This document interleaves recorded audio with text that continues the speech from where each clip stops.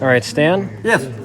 So We have here a quite collection that Chris has accumulated over the years of exciting stuff from the Cold War period, from 1945 to 1990.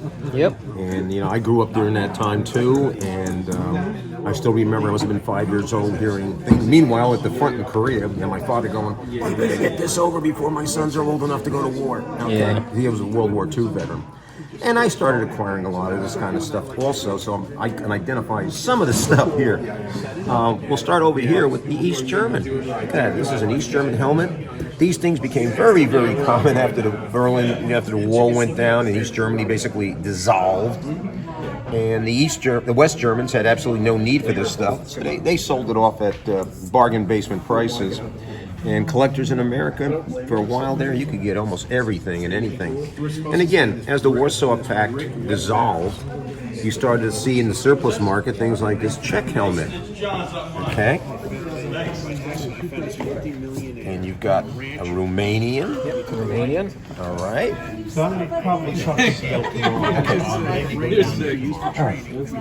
Okay. We got a Hungarian.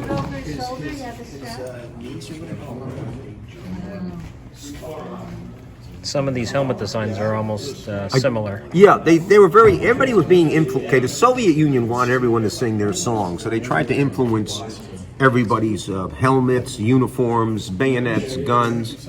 All right, and this one here is the Polish helmet. And a lot of times they have the Polish eagle, minus the crown, which for their helmets. And we got bayonets. Now, one thing that was interesting was the wire cutter feature of the Soviet bayonet, which influenced the Americans to eventually go to their M9 bayonet, where it too could be used to cut barbed wire and things like that. So it's a good design. It's got an insulated handle, so you can actually cut electrified wire if the tactical situation called for it. And it was a very popular souvenir. When guys went to Desert Storm, they were allowed to bring back bayonets. Then they were forbidden to bring back bayonets. And then they were allowed to bring back bayonets. And I remember being at Fort Bragg, and in the pawn shops after a while, I had a whole pile of them. So I guess the guys didn't give it that much sentimental value after a while. But again, pouch for the AK-47. And of course, a legal version of the AK, which is, you know, very popular because it's a very rugged gun. And Kalashnikov designed it, so it would be a rugged gun. And okay, it's not a tack driver. You're not going to take it to Camp Perry, but it's combat effective, and it's light recoil, everything else. It could be popular with even young people, which is a bad thing. Great movie for those of you who are aficionados of the AK-47 is Lords of War with Nicolas Cage. All right. And we're going to Yugoslavia. Yugoslavia, okay, land of the Croats and the Slovenes and all that. The nation no longer exists. It's now Serbia and broken up into its constituent parts. They, after the war, stayed independent of the Warsaw Pact and NATO. And they basically told the Warsaw Pact, you know, if you invade, we're going to fight you. And the Western powers, we don't want you coming into our country either, and we're not on your side. And they did a great job after the war reconditioning and rebuilding Mauser 90 AKs and for their own war reserve. And a lot of them have come into the United States and are really in excellent condition because they were made and put away in case they were needed, and they weren't needed. And this is the M48. Yeah, the M48, and they're really a good bargain.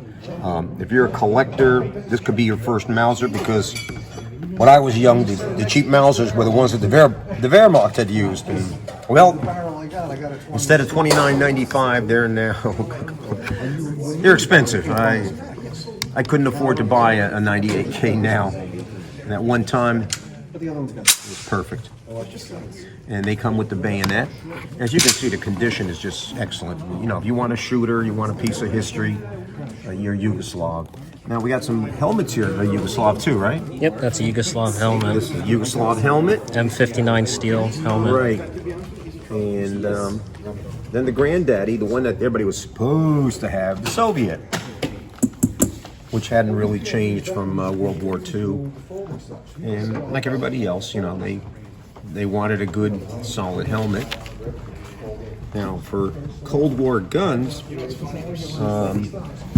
You know, you can't, you know, it's next to impossible to get a real AK-47 from the Soviet Union. But a gun that you can always get, and it's very desirable, is the SKS, the Semenov carbine. And we have some Semenov carbine here that's Russian-made.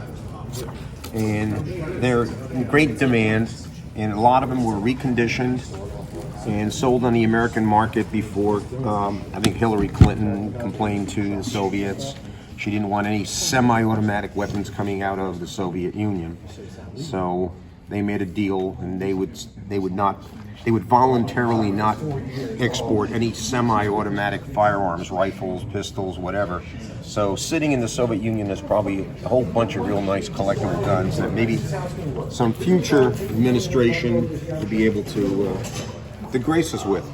Now, is this another Yugoslav? No, it looks like it's Israeli. Oh, this is an Israeli. Now, it's a great book. Now I'm going to forget its name. I think it's called Oh Jerusalem. And there was another one, The Promise. It deals with smuggling guns into Israel by Americans. A lot of American GIs brought back certain things like MP40s and Lugers and B38s and MG42s.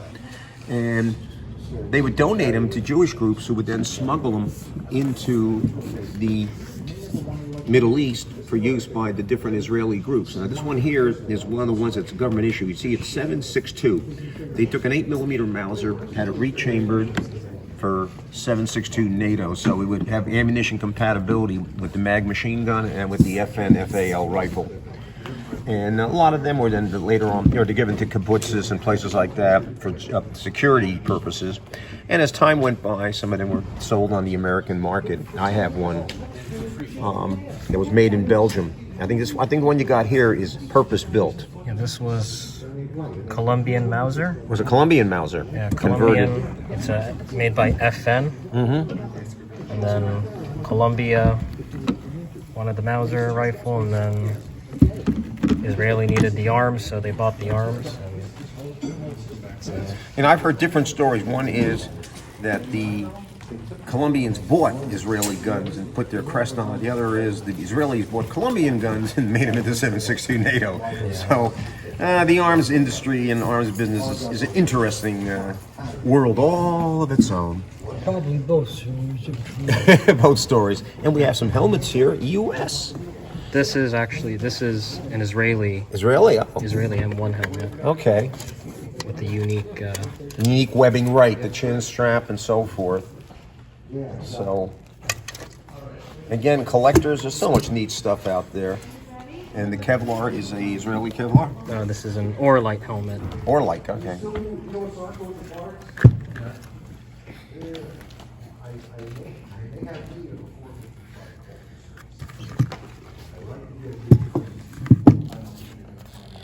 And over here are, this I'm very, very familiar with, having worn these. Alice was an all lightweight individual carrying equipment, ALICE, okay. Which is much better than the old webbing, which would get wet and get heavy. But you had your ammo pouches for 3 M16 magazines. You had your holster here for your Beretta. Oh, this was one of the most useful items in the world. Let me show you this. Some genius created this little item.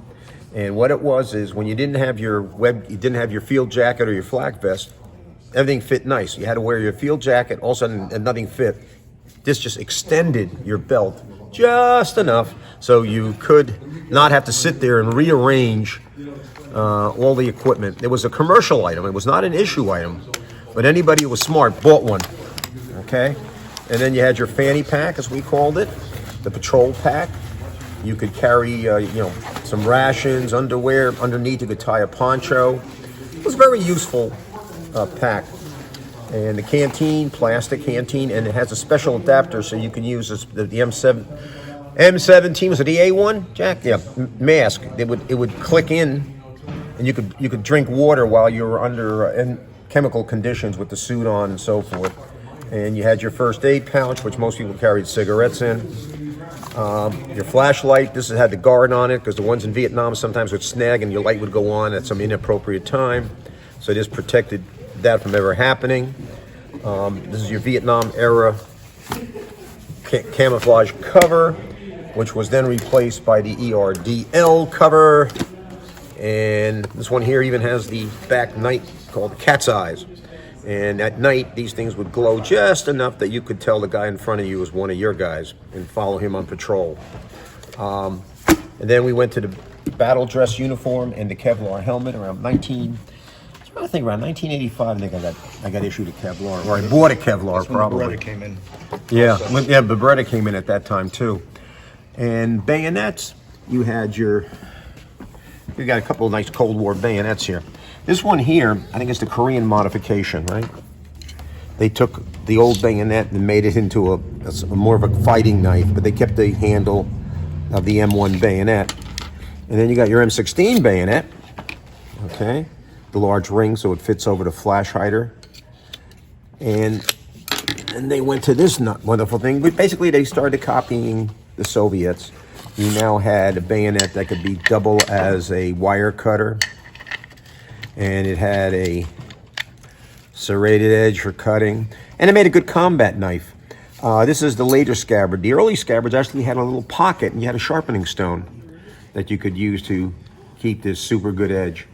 But the idea was we were getting away from the bayonet more to a combat knife that you could use as a bayonet rather than a bayonet that you could use as a combat knife.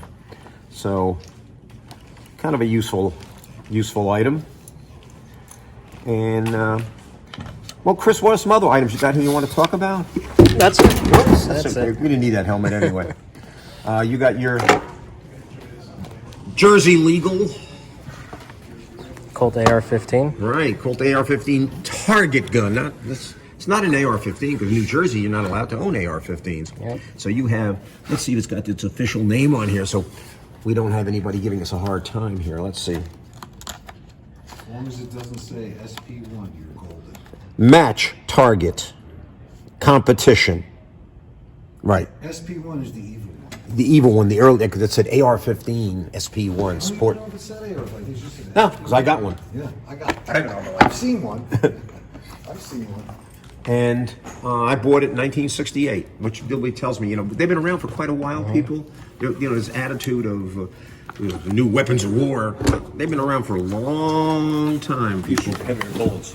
Yeah. These right here. Yeah, if I just had the 77 grain. Yeah, and the adjustable sight, 62 grain. and the deflector for left-handed people, and all other stuff around here.